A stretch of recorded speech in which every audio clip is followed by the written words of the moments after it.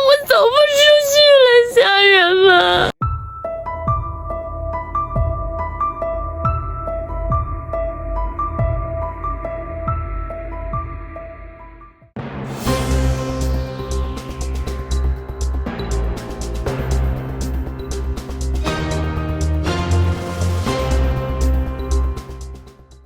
I'm a fresh graduate from the class of 2025. Today is my 10th day in Shenzhen, and I still can't find a job. Not a single one. Apart from telesales, endless sales jobs, customer service positions, or acting as a host at so-called cultural and media companies, there's nothing left. Whenever I show up for an interview and tell them I'm a fresh graduate, the response is always the same. You need work experience. How am I supposed to get experience if nobody will hire me? I'm leaving Shenzhen. Goodbye, Shenzhen, and goodbye to my youth. 6 years ago, I came to this city with dreams burning in my chest, just like countless outsiders who believed Shenzhen was a land of opportunity. But in my very first year, I felt the real essence of this city, loneliness.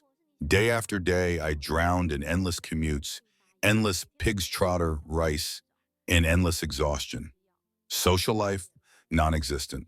So let me ask you, if you didn't have a job, would you still stay in Shenzhen? My answer is a clear no. I can't make enough to live. Money. Every day here feels like life in the countryside. Shenzhen's prosperity shines only in skyscrapers. It has nothing to do with ordinary people like us. Do you realize what's happening? Right now, 90% of the shops in Shenzhen are bleeding money. Another 5% are barely scraping by, and only the last 5% are making any profit at all. Don't argue with me. Go and see for yourself.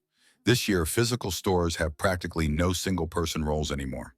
One person now does the job of two. Women are treated like men are treated like machines, and bosses act like they're gods above everyone else. Yes, there are reports saying Shenzhen's real estate market has shown slight recovery recently, but many seasoned agents sigh and shake their heads.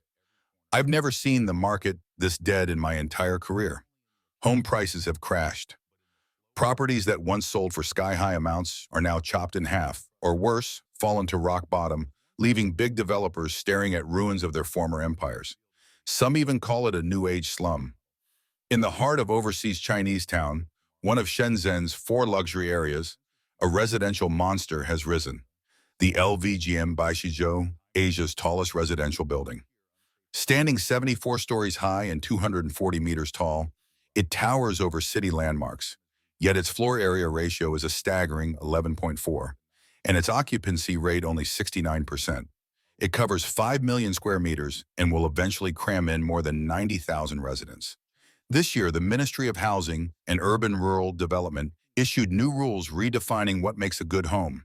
From now on, residential buildings can't exceed 26 floors, and their height can't go over 80 meters, meaning these super high-rise towers will soon be relics of the past. What kind of house can I buy in Shenzhen with 7 million yuan? I've been here for more than a decade, dreaming of owning my own place. After getting married, the desire only grew stronger, so my husband and I started house hunting this year. We didn't want to over-leverage, so we set our budget at 5 to 6 million yuan, hoping to use provident funds to cover the monthly repayments. But no matter where we looked, new or pre-owned, we couldn't find anything satisfying. Recently, an agent called about a new development in Bao'an with an opening price just within our budget. So on our day off, Gang and I went to see it. The complex is just 200 meters from Lindsay Metro Station, with only 2 buildings. One is talent housing, with units sized 89 and 115 square meters. At first, the blogger thought buying a pre-owned home would be simpler, but later realized the traps and headaches involved. So she and her husband decided to go for a new home, even if it meant a heavier down payment, just to keep the monthly loan pressure lower. But the thought of being tied down to a mortgage for the next 30 years still crushed them like a weight they couldn't escape. I bought a home in Shenzhen for 5 million yuan, and now look at it. Yesterday, my husband came home and told me our neighbors sold their place for just 4.5 million. I was devastated. Our community is brand new. Units were only handed over at the end of last year. That house hasn't even been renovated, and it's already lost 500,000 yuan in value. We bought ours back in 2014 for 5 million yuan. The down payment plus taxes came to 1.55 million yuan, averaging just over 50,000 yuan per square meter. Our mortgage runs 30 years, and every month we pay nearly 20,000 yuan. And now, in less than a year, the value has already crumbled.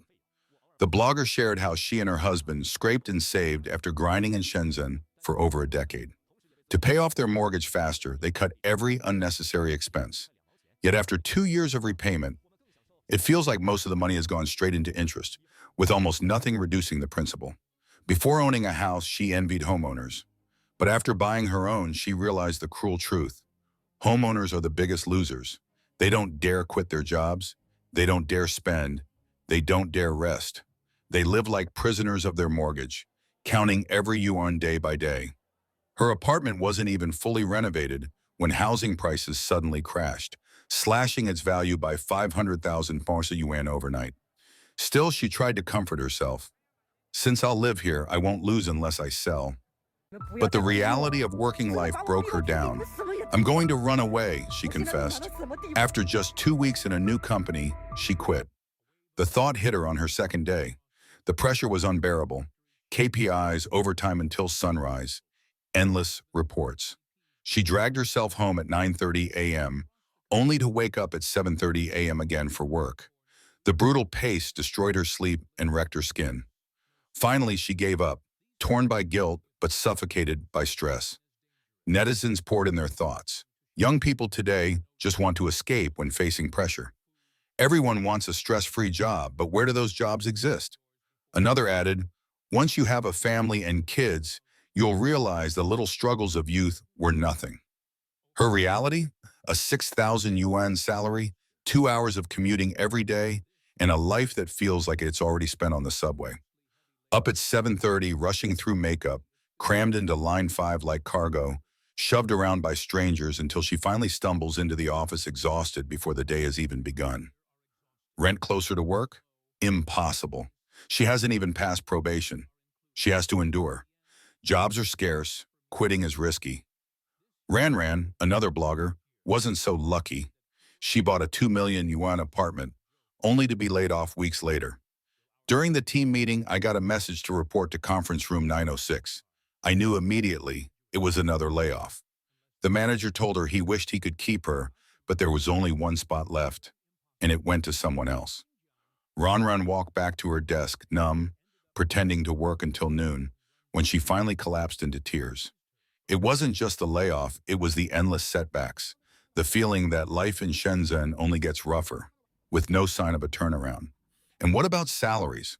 A fresh graduate majoring in international economics and trade, working in cross-border e-commerce, earns just 5,000 yuan during probation and 6,000 after. She once believed salaries in big cities were sky high. Now she knows the truth. The average pay is just 6,000 or 7,000 yuan, while the 10,000 yuan salary belongs only to a lucky few. In a city full of layoffs, she considers herself fortunate just to have a job. But not everyone is so fortunate. Blogger Nini, 41, has been unemployed for 5 months, sending out resumes daily with no luck. Even the simplest jobs reject me. It feels like once you're over 35, you're unemployable. Maybe I should just lie low, eat, sleep, and wait for retirement. Or pick up a cleaning job at best. Yao has spent 4 years in Shenzhen, and now she's leaving. No career, no love, only loneliness. Eating alone, watching movies alone, living alone. She's come to see that what people truly need isn't money or ambition, but companionship. Here, so many live alone, and isolation easily breeds depression. Too much of it can even make you sick. This year, my urge to leave has only grown stronger. Yes, I'm leaving. Some don't want me to go, but after much thought, I know, aside from the good weather, there's nothing in Shenzhen worth staying for. Shenzhen has long been a dream destination for migrant workers, a city they yearn to be in. However, more and more people are now choosing to leave. There are several reasons for this. First, Shenzhen's stubbornly high housing prices have put home ownership out of reach for most ordinary workers. Many once dreamed of owning a place in this bustling city, but as prices kept rising, that dream has become increasingly unattainable. Even if some manage to scrape together a down payment and mortgage, the crushing financial burden takes a serious toll on their quality of life, making it hard to truly settle down and focus on work. Faced with this reality, many have no choice but to leave Shenzhen and return home. Second, the cost of living in Shenzhen is nothing to scoff at. Even a simple bowl of noodles can cost 10 or 20 yuan. Frustratingly, wages haven't kept pace with rising expenses. Shenzhen is often described as a city of opportunity, drawing in countless talented individuals. But this also creates cutthroat competition. Whether you're at a startup or a big company, the talent pool is saturated. To stand out, you must constantly excel, work long hours, and keep upgrading your skills, or risk being pushed out.